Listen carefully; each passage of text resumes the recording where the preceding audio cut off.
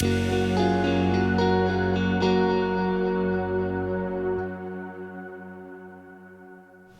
the question is, why should we talk about Prakriti, or the feminine principle, and Purusha, or the masculine principle? So there's been a push to deconstruct these ideas of the masculine and feminine, especially since the 1960s, and primarily in an attempt to counteract this sort of rigid, toxic masculinity, and to say, let's just don't worry about gender roles, and let's just everybody be equal, and that will, solve a lot of the problems. But after 50 years, we can see that the problem with trying to deconstruct gender roles is that we don't replace it with anything else. And of course, these ideas of masculine and feminine have been in human society for thousands, if not tens of thousands of years. And we've seen that recently there's been a push to rediscover what this is. And if anybody's been watching the news or studying education, will see that in the schools now, the teachers are saying there's an issue with young boys who don't have any, or don't have much of a positive idea of what is masculinity, as beyond just being nice and polite and all the things that everybody should be, but what is particularly masculinity. That if they're not given some idea of that, then they turn to the, you might have heard the term the manosphere, and there's various bloggers and things that are promoting more or less what was thrown out in the 60s in different ways, kind of rigid, machismo and all these sort of things, which have already been seen as not a very positive. And this has actually been an issue. So, having studied the Vedic tradition, it occurred to me that there's a very strong and deep explanation of these principles of masculine and feminine that are in the Vedic texts.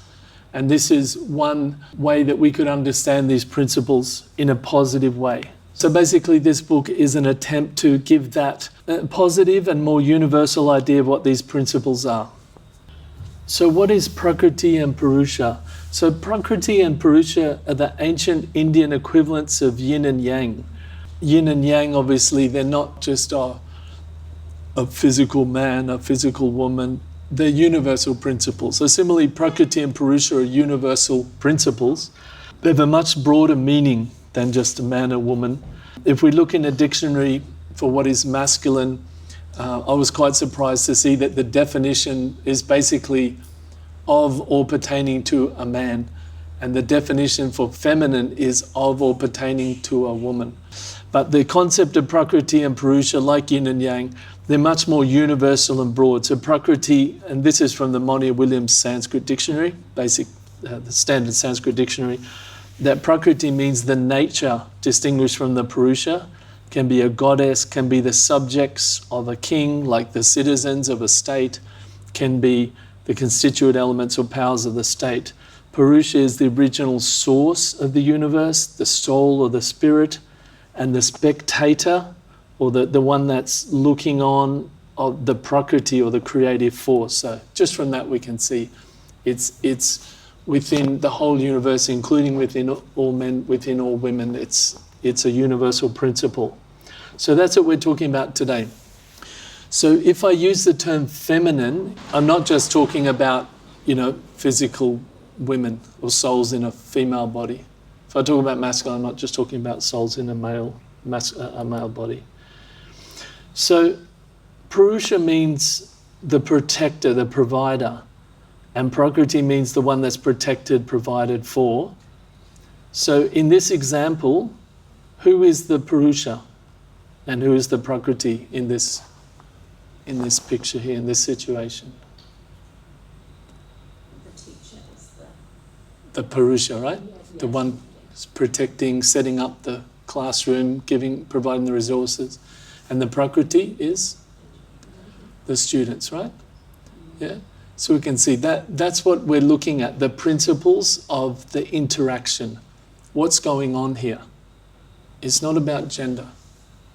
Right? It's about what's the principle here? Who's taking care and who's acting within that field that is set up by that person who's taking care and is setting up the field. So I'd like to ask you, how do you take the position of Purusha and Prakriti during your day? Give some examples. How were you in a situation where you're protecting and providing for people? And when are you in situations where you're being protected or provided for and you're acting within a field that somebody else has set up? So what are some examples that you can think of? Yep. I'm a parent. When I'm with my kids, I am the protector and provider. But also as a result of, I think I'm in masculine burnout. So I'm doing that all of the time, and I don't really have anybody protecting and providing for me. Yes.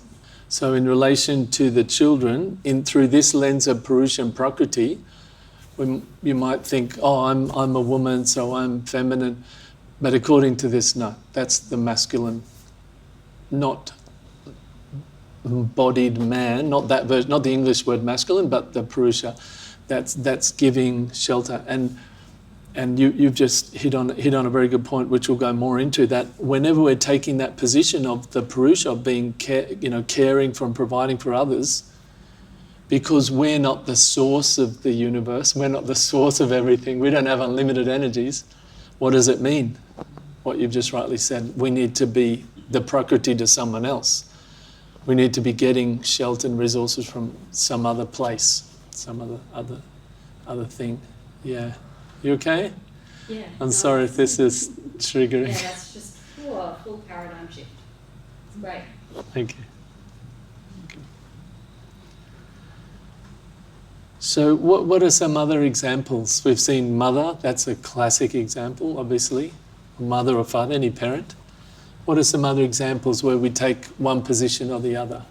We've seen at work, yeah. And so what position do you primarily take at work? Well, I'm a clinical facilitator, so Yeah. I support undergraduate students. Yeah. But then I also have a supervisor who I Yeah. support. And so what are the relationships there in terms of, through the lens of Purusha and Prakriti? Which role do you take? Masculine Purusha is when I'm acting as a clinical facilitator. Yeah, and what's the very supportive role with people that are learning and quite vulnerable. Yeah, and so who's the Prakriti in that situation? Students. The students, right? Yeah, so they're the Prakriti, yeah. And then in the other situation? So when I need assistance with supporting students or had a conundrum or I had a supervisor who I leaned to who was very wise. Very wise. Very good, yeah. And so and so in that case you're acting in the position of Prakriti, yeah. Yeah. Exactly, yeah. Perfect, yeah. And I invite you to think as we go through this seminar, and once we get to the actual principles, to think about those relationships and how they're working, and when they're working well, how these principles are functioning nicely, and when they're maybe not working so well, and to think about, okay, which of these principles is not working so well. Does anybody else like to share? Just in your daily, yeah? I suppose I'm actually a nurse, so Sure. clinical facilitator would be the producer. Sure. And then I suppose my patients who I'm protecting and providing for in that sense. Prakriti. But to the patients, you're the Purusha. That's what you're saying, right? Yes. As the nurse, yes. You're caring for them, protecting for them, giving them what they need, all that. And so the facilitator is the same thing. Yeah. Very good. Anyone else want to share? The workplace is always a good example because we're always sort of in both. We're usually looking after some people or some project, and there's also some, person or scheme or thing that we're sort of working within. So we're always sort of taking those two. Anything else? Yeah? Yes? I just had a slightly abstract thought that yes.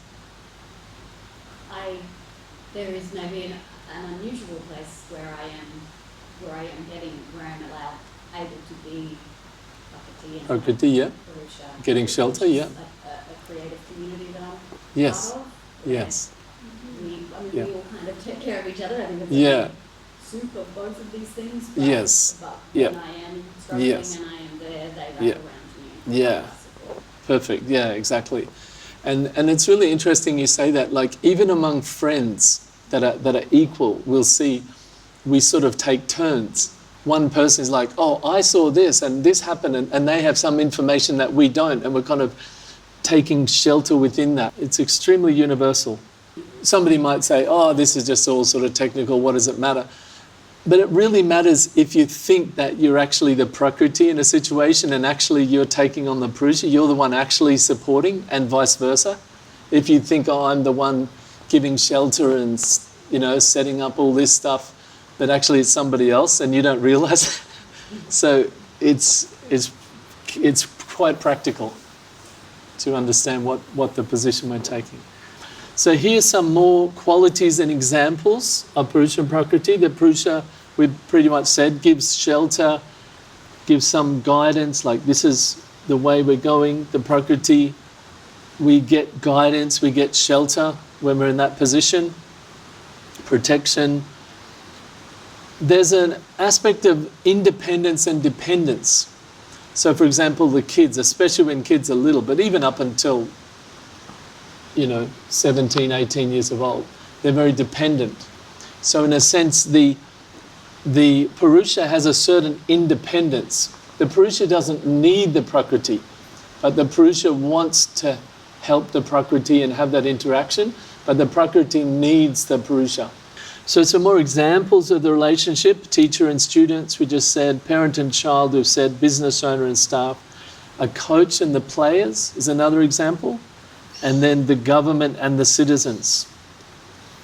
Can you think of some other examples of relationships that share this, where one is the Purusha, giving shelter, giving resources, and the other one is working within those resources, within that shelter? You can even think of it in inanimate things, not people. Like the Constitution is the Purusha, because it's the overall framework of the country, and then the laws that change from time to time but are dependent on that constitution are the Prakriti. And government is interesting in democracy because in a sense the people in democracy actually have the power, so they appoint the government. So in that sense the government is dependent on the people, which is kind of interesting when you think about it, how politicians change a lot at election time, because the roles are actually reversed. And then they're sort of coming begging, oh, get my vote. Oh, they're selling themselves because they become dependent on the votes. But then once they get in for that 3 years, then it sort of switches the other way. Any other examples? What about a conductor and the orchestra? Right? So the players are there expressing their creativity within that framework that the conductors set up, or this is the tempo and those sort of things. So there's so many more examples, but we'll go on to... Sorry? Can I add to that? Yes, yeah. It's interesting that there's sort of can be layers within layers. So Yes. then you take the whole system of the orchestra and then the audience, so they are sort of guiding and protecting the audience. Love it, exactly. Yes, perfect, yes.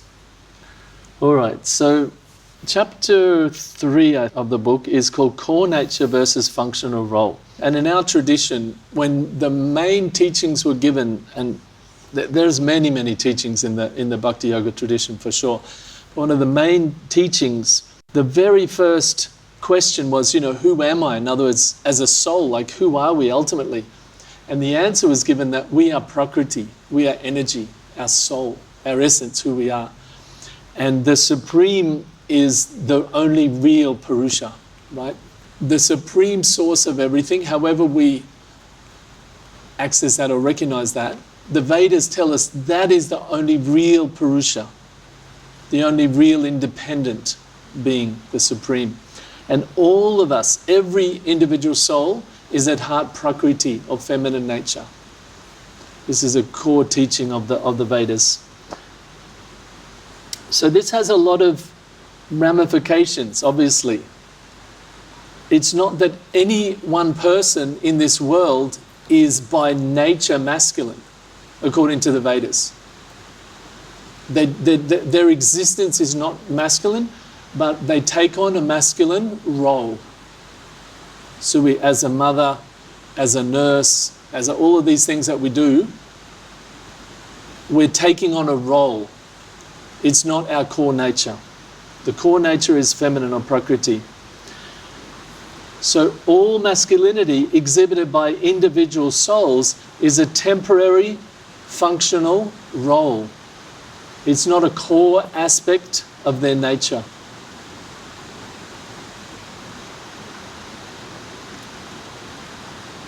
Now in the book we compare the example of George Washington and Napoleon. An interesting example if we look through this lens of Purusha and Prakriti, that George Washington wrote, after being in the president twice, he said, "The period for a new election of a citizen to administer the executive government of the United States being not far distant, I should now apprise you of the resolution I have formed to decline being considered." If you look through the lens of Purusha and Prakriti, he's stating very clearly, my identity is as a citizen. I'm one of the people, I am Prakriti, I'm the energy, I'm just one of those. So the election of a citizen, I'm a citizen that's being elected to administer the government. The administering the government is the role. He's not saying I am the government. He's saying I am a citizen. And for some time I'm performing this role of the government of the Purusha. Compare that to Napoleon, who famously said, I am the revolution, and did so many things over and over again until he was finally sent to the South Atlantic and just kept on an island there, where he was so convinced that he was the rightful identity as the Purusha, as the Emperor of France, and he just never gave up on that idea. Very different concept. One is saying my identity is as a citizen, as a Prakriti. One is saying my identity is the Purusha. I am the Emperor. I am France. So that's just a kind of external example of this. That for all of us, we're in the same boat. We all sometimes take on positions in this Purusha role, caring for others, looking after others. But we get into trouble when we think, oh yeah, this is me. I am the source of this knowledge. I am the source of, these are my students, kids, whatever it is, No, we're our core nature is Prakriti. We're dependent. We're all dependent souls, according to the Vedic view. But we take on this role of being the independent protector for some time in certain situations.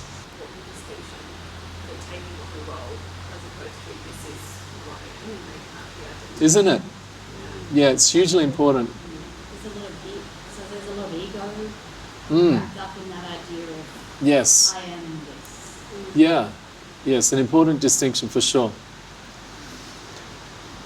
Just before we go on to the principles, in chapter 4 of the book, I briefly outline some thoughts about the cultural consequences of the masculine ideal.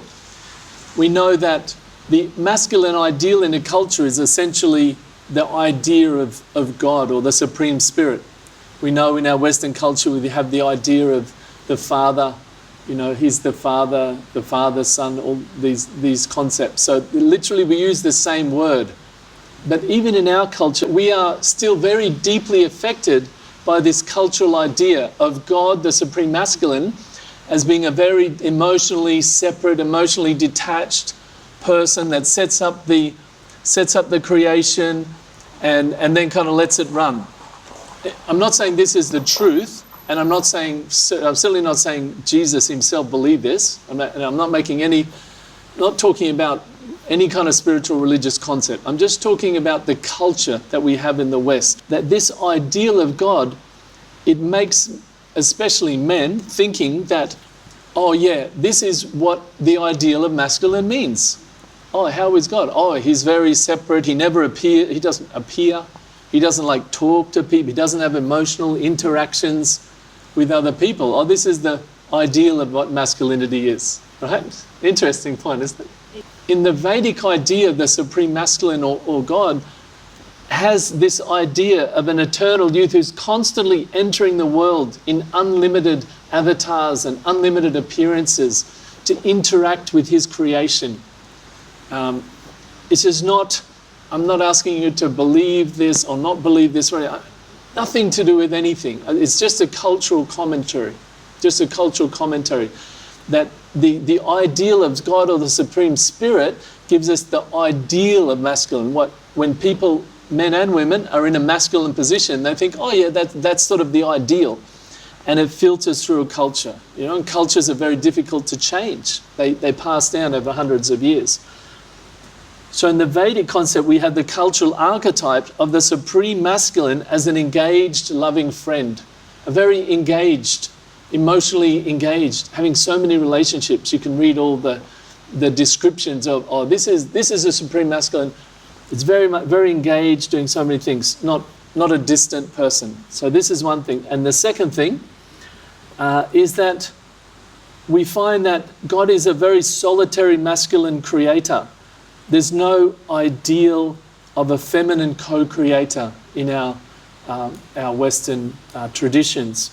In the Vedic tradition, there's constantly a co-creator. All of the deities are masculine and feminine. Shiva, Parvati, Radha, Krishna, Lakshmi, Narayan. There's all this ideal that divinity has masculine and feminine. They're both together combined. If we read the Old Testament, the whole concept of femininity is not brought into verse 27. God creates and all this he does all this stuff on his own. Then he creates a son, and then he creates a feminine to be with the son. It's like, what?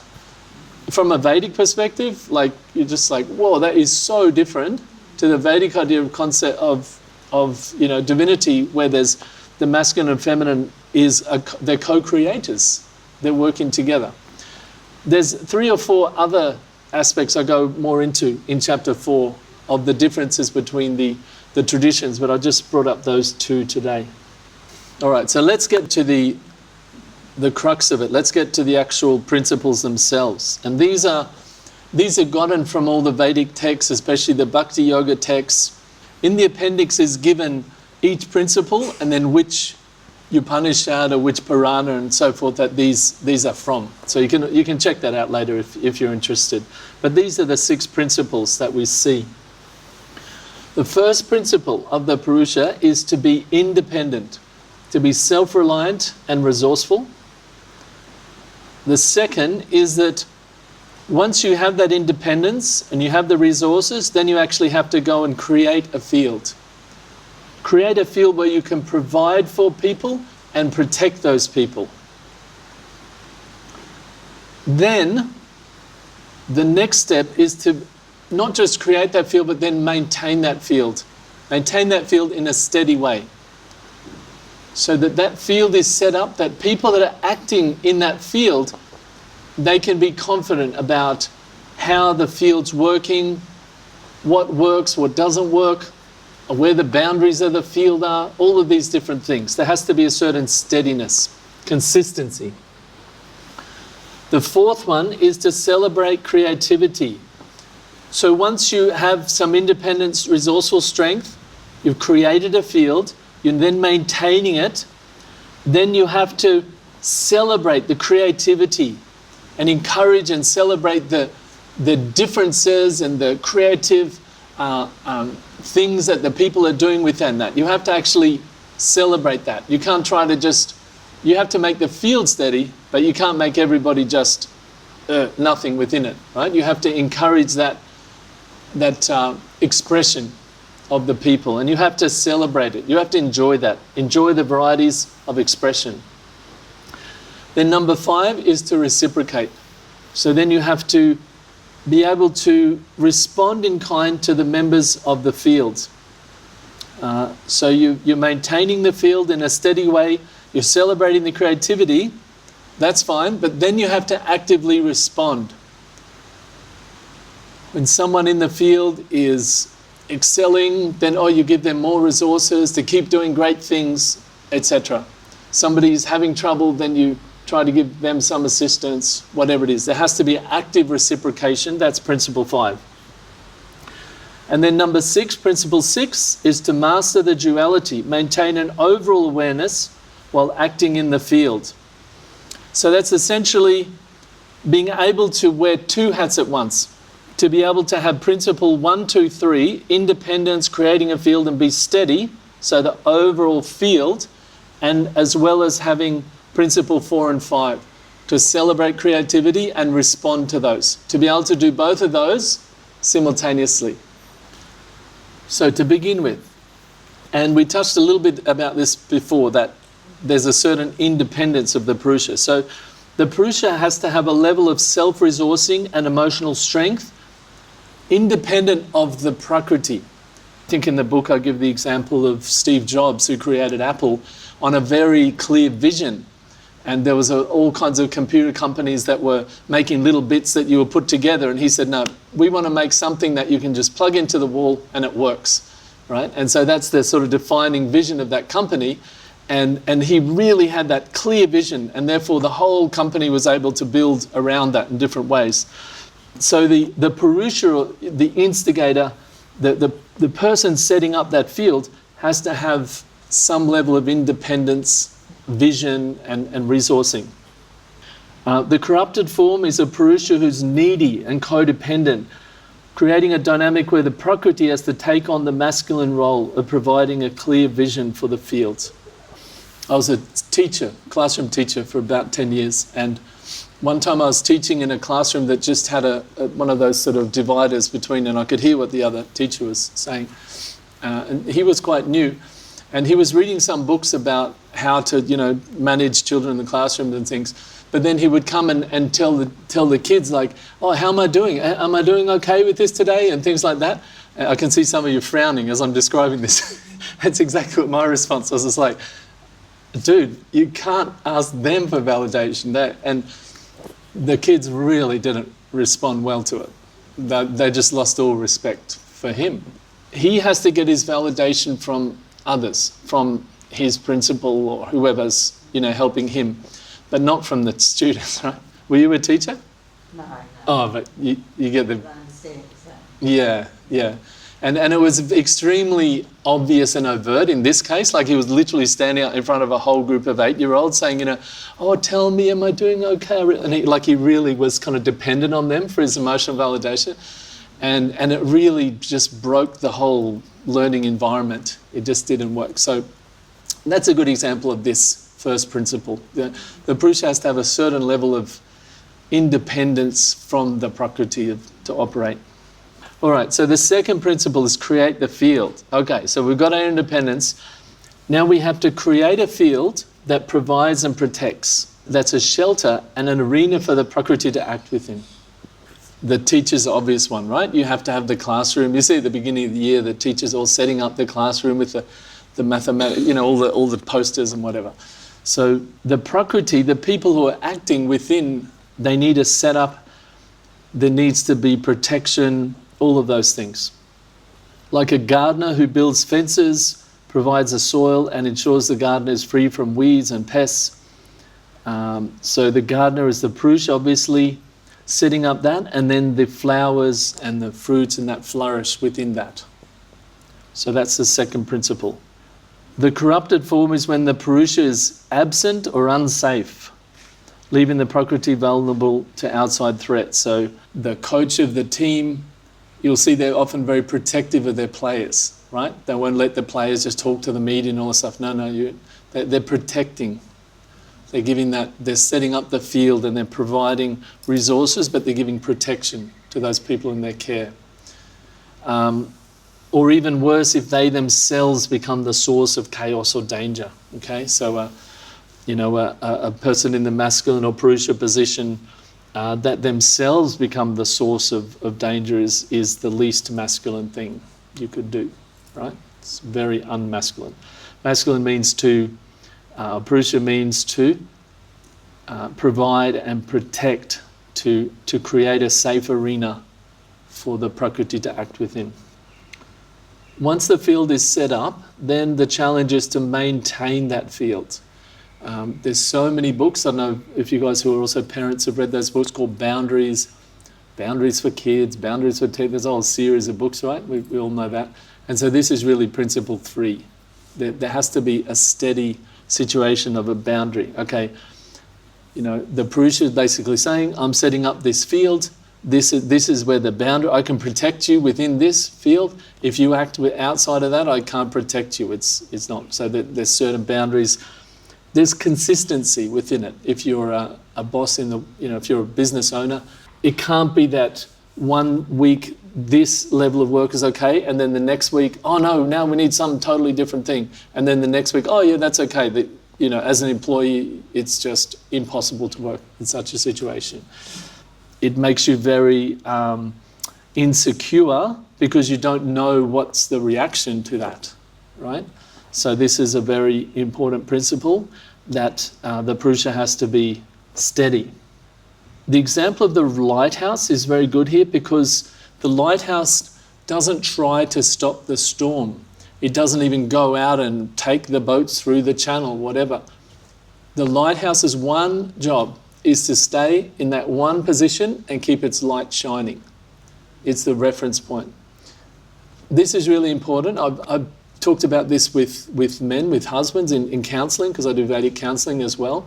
And when they've said, oh, everything's changing, I'm like, you don't have to try to make everything else steady. You just have to be steady. And they're like, oh, is that all I have to do? It's like, yes. And their wife's like, yes, that's all you have to do. So like, not just obviously as a man, a husband, whatever, but anytime we're taking that Purusha role, when we're with the kids, we don't need the kids to be all perfectly behaved and everything else has. But we have to ourselves have a level of steadiness, like, guys, that's not acceptable, that's out of, yes, you're doing great, whatever it is. But that steadiness just has to be, like a lighthouse is a great example, as the Purusha, it's giving that steady situation. This is the situation. Now within that, there's different chaos. There may be a storm that night. There may be dark moon like there was last night, right? There may be no moon. The boats may be here or there, whatever. But the lighthouse's job is just to be steady, right, in that place. And it's kind of like, it's an amazing, mystical kind of a thing. If you're in a situation, with your kids or any position where you're the Purusha, if you just meditate on this, I just have to myself be steady in this situation, and then I can help everyone else to navigate through that situation. It's corrupted, obviously, when the Purusha is unsteady, and this unreliability creates a deep sense of insecurity for the Prakriti. If the kids come to school and they don't know how the teacher's feeling from day to day, and if the rules in the classroom change according to how the teacher's feeling, it's very unsettling, right? That's why they say when you teach, you have to leave your stuff at the door and walk in the classroom every day. Try to just have a consistent rules and consistency. And so every Purusha is positioned like that. Without that steady foundation, the Prakriti is unable to act with confidence. Principle 4 is to celebrate the creativity. Now notice we're not saying tolerate. We're not saying tolerate the varieties. We're saying celebrate the creativity. Enjoy the varieties of expression. Say in the workplace, of course, if the employee comes up with a new idea, oh, I've got a creative way to do this, let's do it like this. And if it is a better way, but the business owner is like, no, this is the way we've always done it. It threatens him or her, no, I don't like that, I don't want other people to come up with creative ideas, I'm the one that, all this kind of ego stuff. It's broken, right? Compare that to a workplace. I think Richard Branson from Virgin Airlines, he said that's one of the biggest things. Try to get great people and then just let them operate. Don't have too many structures and things that restrict them. Let them excel within that.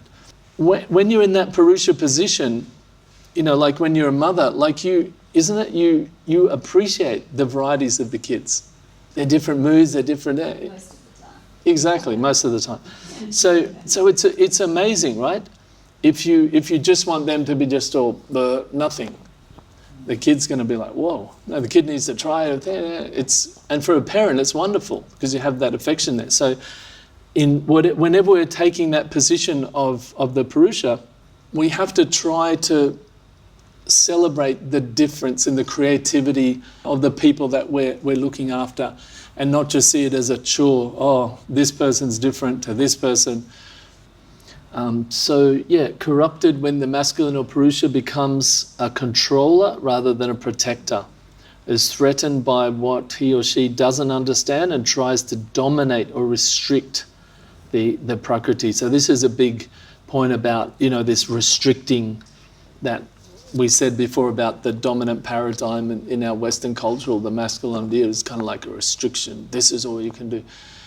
So that's against the principles that we see if we analyze the masculine idea from the Vedic conception, that creativity is celebrated. There's a difference in the creation. Oh, this person does that. Oh, they do that. And, oh, yeah, wow. Yeah, sure. Threatened by what he doesn't understand. Yeah. What's the flip side? What's the other way to be when you don't understand something and you are in a position? Very good question. When we come to Principle 6, we'll see that these two principles, 4 and 5, these are really how you're interacting with the people that are the Prakriti directly. And Principles 1, 2, 3 is more the overall field. So when we come to the Principle 6, which is putting them all together, the line is not so much whether you understand or not understand, but the line becomes whether that creativity is contributing to the overall vision of the project. So that's where number 6 is like you're kind of doing both at once. And so it's said here is threatened by what it doesn't understand. Yeah, that's one side of it, but the other side, it's just a matter of control. So if you see Purusha as I measure my success as a Purusha in how well I can control all the Prakriti. If that's what you think, then you won't find any value in this principle. What do I care about them being creative? I want to control them. So I think that's about being secure enough to have the overall vision that is big enough that other people can come in and be creative within it. Celebrate, but not tolerate. Yes.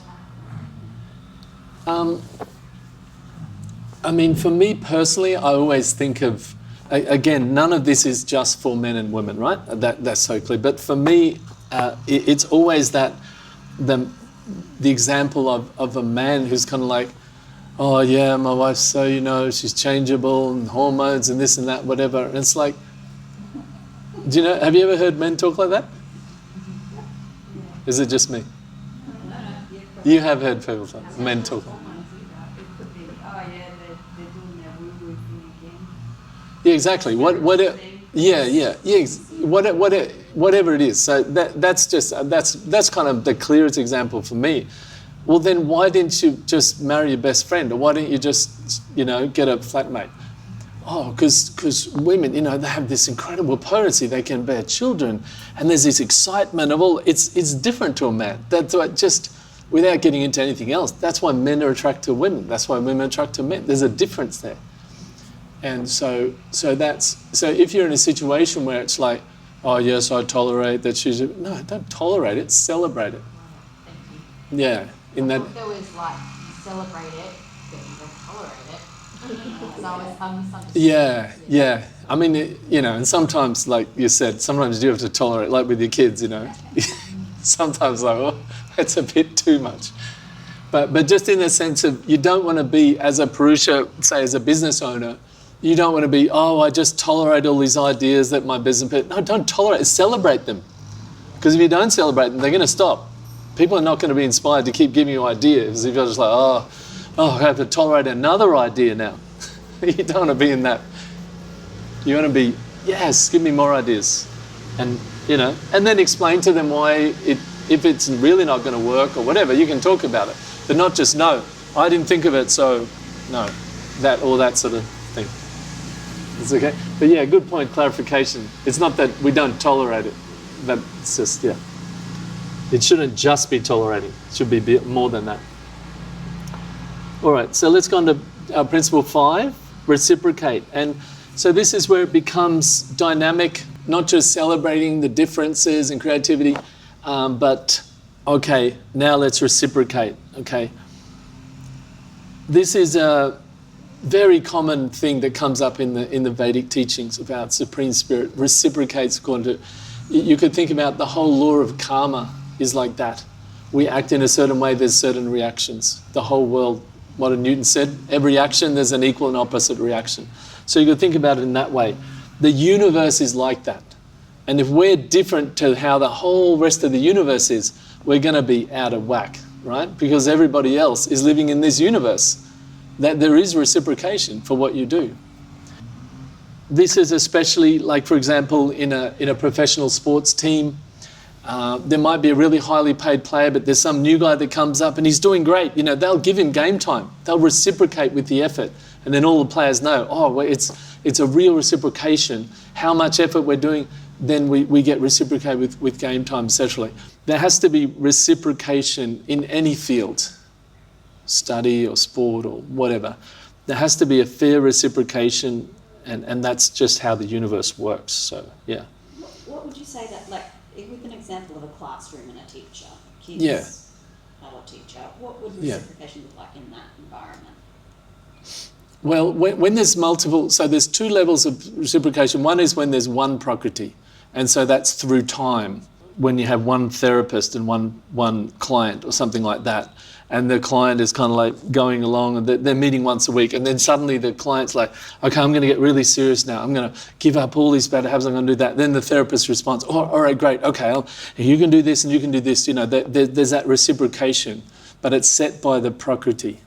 This is a very deep point, I'll just say, that takes quite a lot of meditation to actually get your head and your heart around this principle 5, because this is where masculinity goes to some place that most people cannot even begin to fathom what the Vedas are talking about when they talk about principle 5. Because everybody always thinks, even people who think of yin and yang, which is a universal idea of masculinity, they think, oh, the masculine is the active and the feminine is the receptive, the responsive. That's just how everybody thinks. But if you analyze this Vedic ideal in principle 5, what happens is the Purusha sets up the field, the feminine enters into it, and then that relationship is then is led or directed by the feminine, by the prakriti. Does it make sense? Example. Yeah. You want to give the example? I just had a weird thought. Go on. I'm not into wrestling, but if you've got like a person who's entered the ring, up until that point, they're like their coach is Jing, and they're the person setting the field. Once they're in there, they are leading, they're doing the wrestling. Exactly. And if they get knocked out, perfect. Still there. Yes. And yes, if something happens to them, they're responding. Exactly. Exactly. That is a beautiful. In the middle of that ring. Thank you. That just Yes, exactly. It's like the hardest one to grasp. It is because we think of masculine or Purusha, you know, again, not just men and women, but if we're women, when we get in that role, oh, okay, I'm the boss now, you know, okay, it's all, I'm setting the tone, you know, I'm going to push everything. No, you set everything up, you just go down the list, right? Create the field, be steady, celebrate the creativity, and then at 5, then just open it up and then see. And we're only just on the first part of reciprocation with the one-on-one. But the second part, which you were asking about originally, was when there's more than one prakriti. So when you have a classroom, all right, now it gets serious. If you don't reciprocate equally with those students, just forget it. As a teacher, like you'll lose them in 1 second. You can't walk into a class and go, this guy's a problem kid, you know, oh, he's a problem kid. Like, you just can't, as a teacher, you just can't get into that. Because the moment you get into that, you're breaking this 5th principle. Because what if Jim stands up and says the most brilliant solution to a maths problem? If you're thinking, oh yeah, he's a problem child, whatever is going on in your head, that stops you just right in that moment reciprocating with exactly what he's presenting, anything that stops that, you're breaking that. for him and for everyone. So look, I've heard some horror stories in my counselling, my Vedic counselling, where one lady, she was an Indian lady, genius, like brilliant coder, and they had this huge problem in her company, and she went and coded all night and solved the problem, gave it to her line supervisor. He took it up the line, solved this multi-million-dollar problem that was great. He got all the credit. And then a month later, they said, we need to downsize. So all line supervisors need to cut 2 people from their team out of the 15. I think you know where I'm going with this. So who did he cut? He cut her because he was insecure that she was the one who was going to take his job because she was the best. So that is the exact opposite of this principle, where you have to reciprocate. Now think about what that does on an organisational level. If there's 10,000 people in an organisation who are all having this culture that get rid of any talented, creative people, get them out of your team, they'll take your job. You're just draining all the most precious asset of that organisation. Okay, so Principle 6, a secure and functional Purusha, it can be an engaged member of the field while also maintaining consciousness of the overall structure. My wife and I had a restaurant in town for 10 years, still there. So in that restaurant, I would often think of this point. So the cook's there working and he's got his thing, he'd have the lasagna set up on the thing behind him and everything else. Now if I walk in as a business owner and go, I want to do this other thing now, move this stuff out of the way. What's he going to do? He's going to like, what? This is my flow, So when I walk in there, in one way, I'm just another staff, right? And literally I would see, there's no carrots cut up. Quick, I'll grab some carrots, chop them up. I'm just acting as one of the staff, the 4 and 5. I'm just in the field. At the same time, I also, obviously, am the business owner, right? So if a customer's not getting served or standing there, I'm like, oh my God, we've got to serve this customer. We need the customers. Or if he leaves the gas or water on, we're wasting money. So I'm like doing that at the same time. So I can't just do one or the other. So if you just become one of the students in the class, if you become, I'm just one of you guys, then you become irrelevant to them, right? If you forget the overall goal of the lesson, then why are you any different? Like, how are you performing the Purusha role? You're just as one of them. But if you only just remember, it's the lesson, these are the goals, we have to get that, and you don't do these other things of celebrating the creativity, reciprocating with them, being there, working out the problems, then also it doesn't work because you're just kind of this distant autocrat. But it's kind of a multitasking and being able to, keep the overall goal, at the same time be able to reciprocate and celebrate the creativity. And that's what we see, there's many descriptions of Supreme Spirit, how they're acting within this world, but at the same time, they're in that position of the caretaker of the world. Yeah. Corrupted when someone can only be one or the other, right? So lost in the details that you forget the whole program, or so focused on the whole that loses ability to be a present, engaged part. And the example I've given here is the conductor of the orchestra is a good example, where they have to be engaged with the musicians, they have to be feeling the symphony, all the different shadows and light and dark of it, but at the same time they have to have the overall. So that is the 6 principles. They might appear kind of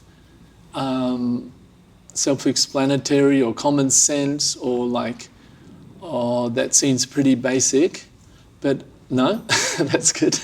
But the power in these is in the application, right? And the power is in being able to remember them in situations and to say, all right, am I acting in the Purusha here or the Prakriti here? And what are the principles that are going on? If something's not working, what is it? And even, especially as the Prakriti, we can say to our supervisor, our bosses, when you change the rules like that, it makes me insecure. It doesn't make me able to confidently work. You can actually just say that, and that, if they're reasonable, they'll accept that. So you can even pinpoint exactly what of these principles is not going right, even if it's not you who's acting in the Purusha position. In the last part of the book, I've given a practical guide which goes through these 6 principles and gives you some questions about what's a true source of purpose and meaning for you in your life that's independent of other relationships and other things and people. What is it that you have that's an independent orientation or value that you have? And then it goes through all the principles like that. So that's in the end. There's also I'm just setting it up now on my website where you can actually download just this part for free as well, just the workbook, the worksheets part at the end, just to have a look at it. But that's the practical guide part. And yeah, that's it. Thank you.